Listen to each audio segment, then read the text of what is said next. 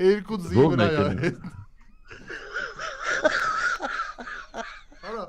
գլուխը 10 անգամ փոքր է, քան մարմինը։ Ծովին հազմես քո ողջ մնալու շանսը ավելի շատ է։ Այս մեկ ասում ասում տղաներ շատ կուլտուրական եք ասում, բան չենք ասում, դες բաներ կա մեկ ասում։ Աշխարհտեսած մարդ է, աշխարհտես։ Դինգ դոնգ աստղերն են շողում։ Շատ ծանր է։ Բայց ունենք լավ նոր տարվա երգեր։ Պատրաստել ենք մենք նոր տարվա, հանդես նոր տարվա։ Ամիրխանյան, էդ էլ Ամիրխանյան, էդ էլ Ամիրխանյան, երկուսն էլ։ Իդեպ այսօր Ամիրխանյան ասենք այդ արխիվը Մոսկվա կինոթատրոնի Բաքում երաժիշտ, երևանցի երաժիշտ կա, որ սիրուն չի ասել փող է հավաքում, բայց դե նվագում է բավականին լավ, ավելի շատ վաստակում է, էլի չի խնդրում որ գումարտան, շատ լավ երգեր, սա Ռոբերտ Ամիրխանյանի ռեպերտուարն էր։ Մի երկու անգամ անցանք, տպավորվեց այն Ուրեք տղաներ, որ ելակ մարտի, ինչու կյանք ու սեր դարձավ մահաբեր։ Այդ երկու անուն ինչ էր, որ երգում էր ժալով։ Շատ տարբեր են երգել, Իլոնանա երգել, Տաթևիկ բան Էլվինան Մակարյան երգի առաջին։ Մակարյան Էլվինան, Տաթևիկ Հովհաննիսյանը։ Տաթևիկ Հովհաննիսյանն էլ երգ է, Իլոնան էլ երգ է։ Մեր դասարանից էր Տաթևիկը։ Հա։ Բայց հետարքիր արտիստեր էլի չեն հիմա էլի ժամանակ առ ժամանակ ինքը ազդեցություն ա ունեցել, ես որ չգիտեի ջազը ինչ ա, ինքը բերում էր ձայնապնակներ, բաներ հավաքվում էինք, լսում էինք, շատ բան հետաքրքիր աղջիկ էր։ Դուք իմանաք ճիշտ է այդ բամբասանքները, որ Լարիսա Դոլինայի հետ իրանք թշնամի էին, այն իմաստով, որ Օրբելյանը ում պիտի տեղ տար, տենց պատումներ են ասել, հա մի քիչ ուրիշ սերնդի երգիչներ են, ես տեղյակ չեմ, որ տենց մոտիկ է գուցե ինչ-որ բաներ լսած լինեք։ Չէ, հետո էլ արդեն չէ, դպրոցում շփվեցինք, հետո մի քանի տարի դպրոցից հետո էլ կապը կորավ։ Եթե չեմ սխալվում, Նյու Յորքում այդ կողմերն է ապրում հիմա։ Բայց շատ առաջադեմ հայացքներով աղջիկ էր, շատ առաջադեմ։ Գրքեր, ձայնապանակներ, որ ես ոչ լսել էի, ոչ բան էի արել, շատ հետաքրքիր էր։ Ոնց է ձևավորվում նույն միջավայրից ծնված սերած մարդիկ։ Մայրը երգչուհի ժողովրդական երգերի, հայրը բան էր նվագում։ Օֆելիա Համբարձումյանը չէր մայրը։ Այո, հայրն էլ էր երաժիշտ, բանում էր նվագում այդ ժողգործիկ, հա, երևի։ Ժողգործիկների անսամբլում էր նվագում, ու ինքը տենց մի անգամից ջազի սիրահար, պրոպագանդիստ, եւ ոչ միայն ջազի, գաղափարի, էլի այդ ամեն ինչ այդ նորարարության, այդ շատ հետաքրքիր անձնավորություն էր, շատ։ Գտնեմ Էլվինա Մակարյանի Ուրեք տղաներ, ես այստեղ արխիվում ունենք, իդեպ ժամանակ առ ժամանակ մեր երգացանկում հայտնվում է, այս երգը շատ ոչ միանշանակ երգ է, մի հատված, որ մոռացել է հին ու բարի ժամանակներից մի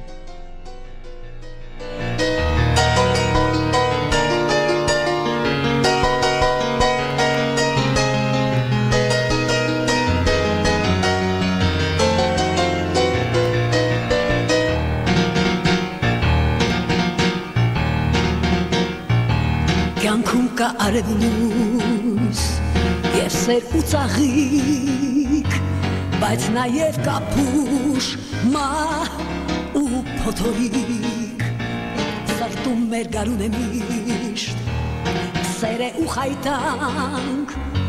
բայց նաև կա վիշտ, ցավ ու ահազանք, ուրեք տղաներ, որ ելակ մարդի, ինչու կյանք ու սեր դարձան մահաբեր ձեռքով,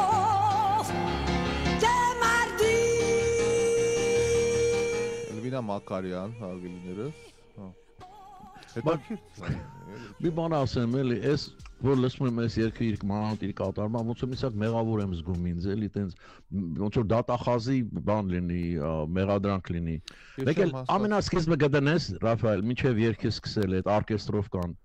Աստված, այնքան պրիմիտիվ է, որ ուշադրություն դարձրեք մի հատ, էլի, ամենասկզբի այդ տարատատա, հա։